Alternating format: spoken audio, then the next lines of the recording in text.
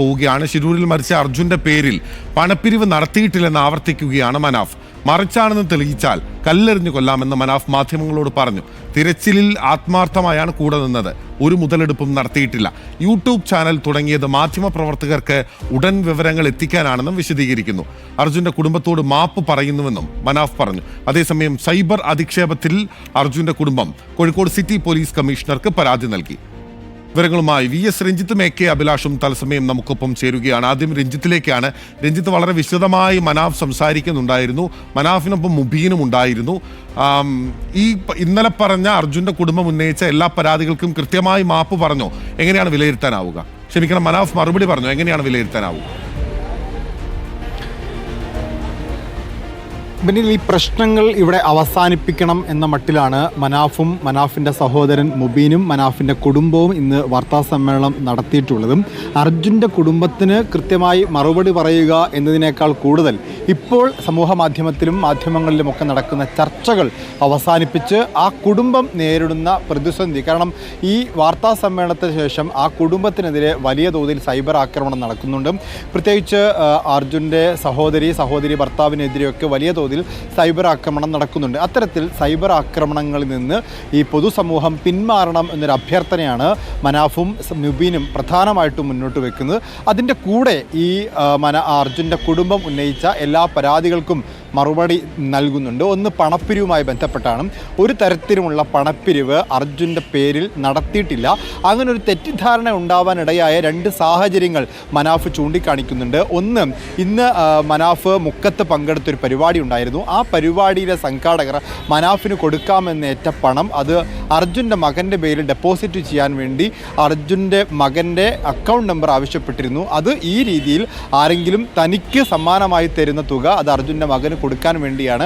ആ account number ചോദിച്ചതാവാം ഒരുപക്ഷെ തെറ്റിദ്ധാരണക്കിടയാക്കിയത്. മറ്റൊന്ന്, അങ്ങനെ ചെറിയ തുകകൾ കൊടുത്ത് അത് വലിയ തോതിൽ പ്രചരിപ്പിക്കുന്നു എന്നൊരു ആരോപണം അർജുൻ്റെ കുടുംബം പറഞ്ഞിരുന്നു. അത് തൻ്റെ ഒരു ആത്മീയ ഗുരു തന്നോടൊപ്പം, അതായത് മനാഫിനോടൊപ്പം അർജുൻ്റെ കുടുംബത്തെ സന്ദർശിച്ചിരുന്നു, അവരുടെ ദുഃഖത്തിൽ പങ്കുചേർന്നിരുന്നു. ആ ഘട്ടത്തിൽ നാട്ടു നടപ്പ് പോലെ ഒരു ചെറിയ പണം അയാൻ്റെ കയ്യിൽ വെച്ച് കൊടുക്കുന്നു ആ ഉസ്താദും.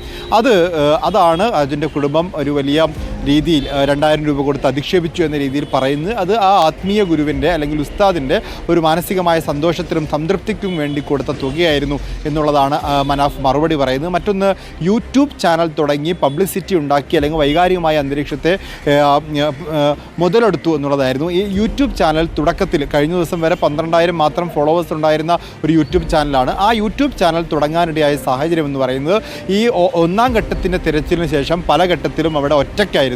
അതായത് ഈ തെരച്ചിൽ നടക്കാത്ത ഘട്ടത്തിലും തെരച്ചിലിന് വേണ്ടി ശ്രമിക്കുന്ന ഘട്ടത്തിലുമൊക്കെ ഈ ശിരൂരിൽ ഒറ്റയ്ക്കായിരുന്നു. സ്വന്തം സുരക്ഷയ്ക്ക് വേണ്ടി എന്തെങ്കിലും അവിടെ സംഭവിക്കുകയാണെങ്കിൽ അത് പൊതുസമൂഹത്തെ അറിയിക്കാനും മാധ്യമങ്ങളെ അറിയിക്കാനും ഒക്കെയായി ഒരു യൂട്യൂബ് ചാനൽ തുടങ്ങാമെന്ന് മാധ്യമങ്ങളിലെ തന്നെ ചില സുഹൃത്തുക്കൾ കൂടി പറഞ്ഞതിന് അടിസ്ഥാനത്തിലാണ് ഒരു യൂട്യൂബ് ചാനൽ തുടങ്ങുന്നത്. അത് ഒരു കമ്മ്യൂണിക്കേഷൻ ഉണ്ടാവാൻ വേണ്ടി നിരന്തരം ആളുകൾ അവിടെ എന്തായി എന്ന് അന്വേഷിച്ച് വിളിക്കാൻ തുടങ്ങിയപ്പോൾ കമ്മ്യൂണിക്കേഷൻ സ്മൂത്താക്കാൻ വേണ്ടിയിട്ടും സ്വന്തം സുരക്ഷയ്ക്കും വേണ്ടിയിട്ടാണ് അത്തരത്തിലൊരു യൂട്യൂബ് ചാനൽ തുടങ്ങിയത്. അതൊരു പബ്ലിസിറ്റി സ്റ്റണ്ട് ആയിരുന്നില്ല എന്നുള്ളതാണ്. അതോടൊപ്പം തന്നെ അദ്ദേഹം എടുത്തു പറയുന്ന മറ്റൊരു കാര്യമെന്ന് പറയുന്നത് അർജുൻ്റെ ലോറിക്ക് അർജുൻ്റെ പേര് ഇടുമെന്നുള്ളത്. ഇന്നലെ അദ്ദേഹം കുറച്ച് വൈകാരികമായി അർജുൻ്റെ പേര് തന്നെ ഇടുമെന്ന് പറഞ്ഞിരുന്നു. പക്ഷേ ഇന്ന് അദ്ദേഹം തിരുത്തിയിട്ടുണ്ട്. കുടുംബത്തിന് താല്പര്യമില്ലെങ്കിൽ അർജുൻ്റെ പേര് ഇടുന്നില്ല എന്നുള്ളതാണ്. മറ്റൊന്ന്, ഈ ലോറി ഓണർഷിപ്പുമായി ബന്ധപ്പെട്ടതാണ്. ഈ മുബീനും മനാഫും ഒക്കെ സഹോദരങ്ങളാണ്. ഓണർഷിപ്പ് ഒരാളാണെങ്കിൽ നടത്തിപ്പ് മറ്റൊരാളാണ്. അത് കുടുംബ സ്വത്തായി കൈകാര്യം ചെയ്യുന്നതാണ്. അതിൽ ഓണർഷിപ്പും നടത്തിപ്പും തമ്മിലോ അത് ഏറ്റെടുക്കുന്നതുമായി ബന്ധപ്പെട്ട ഒരു തർക്കവുമില്ല എന്നും മനാഫ് പറഞ്ഞു വെക്കുന്നു. ഒപ്പം അർജുൻ്റെ ഒരു ബൈക്ക് അത് മനാഫ് കൈവശം വെച്ചിരിക്കുന്നു എന്ന രീതിയിലുള്ളൊരു തർക്കമുണ്ടായിരുന്നു. അതിൻ്റെ കൃത്യമായ വിവരം മുബീൻ പറഞ്ഞു. കാരണം അർജുൻ ഈ യാത്രയ്ക്ക് പോകുന്നതിന് തൊട്ട് മുമ്പ് ഈ മനാഫിൻ്റെ വീട്ടിനോട് ചേർന്നുള്ള വർക്ക്ഷോപ്പിലാണ് ഈ ബൈക്ക് നന്നാക്കാൻ വേണ്ടി കൊടുത്തിരുന്നത്. ആ ബൈക്ക് നന്നാക്കി അതിൻ്റെ പണം മുഴുവൻ കൊടുത്ത് അർജുൻ തന്നെയാണ്. പക്ഷേ അത് ആ വർക്ക്ഷോപ്പിൽ വെക്കാൻ പറ്റാത്തതുകൊണ്ട് തൽക്കാലത്തേക്ക് മനാഫിൻ്റെ വീട്ടിലേക്ക് മാറി. ഒരു യൂട്യൂബർ വന്നപ്പോൾ ഇത് അർജുൻ്റെ ബൈക്കാണ് എന്ന് പരിചയപ്പെടുത്തുക മാത്രമാണ് ചെയ്തത്. അത് സ്വന്തമാക്കാൻ ശ്രമിച്ചിട്ടില്ല എന്നും മനാഫ് പറയുന്നു.